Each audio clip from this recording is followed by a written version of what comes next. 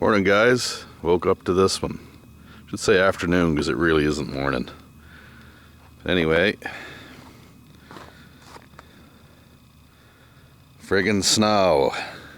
Not a big fan, especially since I just got this thing running.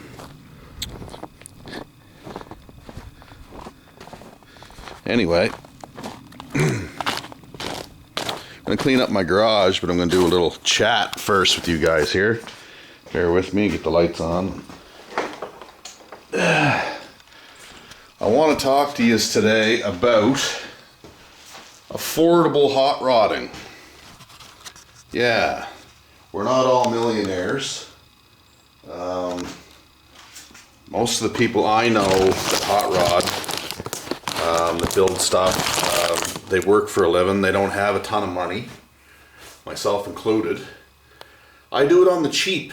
I do everything on the cheap. I built that truck, my Ranger, basically horse trading parts that I had acquired, accumulated, buying them from people on Kijiji or flea markets or whatever, and then selling them, hopefully making a little bit of money on them if you can. Horse trade parts for stuff you need that you can't make. Buy tools that you can learn how to use so you can make some of the stuff you need instead of buying it. It doesn't always work for some things. The motor, I had a problem with those Mr. Gasket fuel line things, so I could have made one.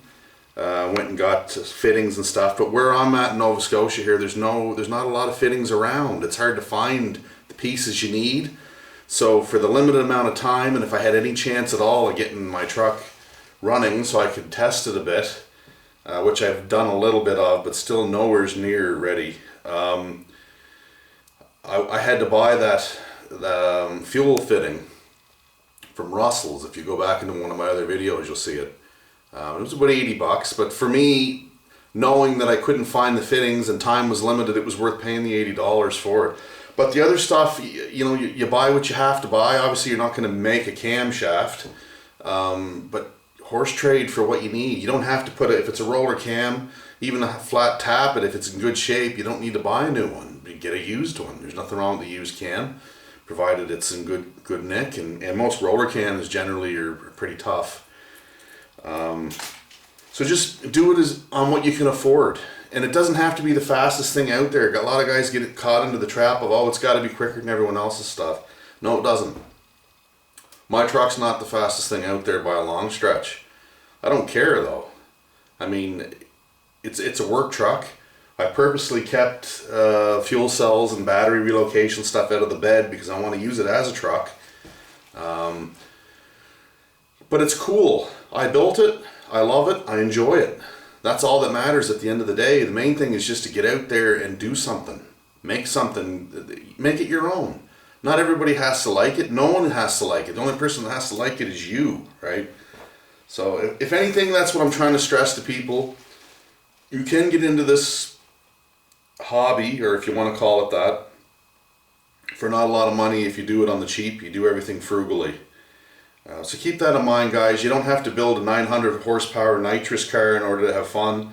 A lot of guys don't have an accurate plan of what it is they're trying to accomplish, so they end up building something that really doesn't suit their needs. I wanted a street truck, and that's what I got, a street truck. It's not a strip truck. Street strip, in my opinion, the two don't mix too well. You got to have an idea as to what you want it to do.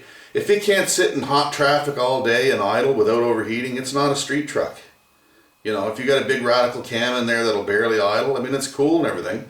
But if you can't drive it on the street with some sort of reasonable expectation of reliability and daily usage out of it, I really, I get no use for it at the moment.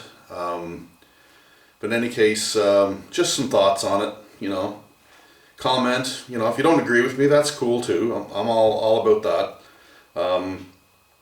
Yeah, so thumbs up, please subscribe, comment, and I'll see you on the next one. Cheers.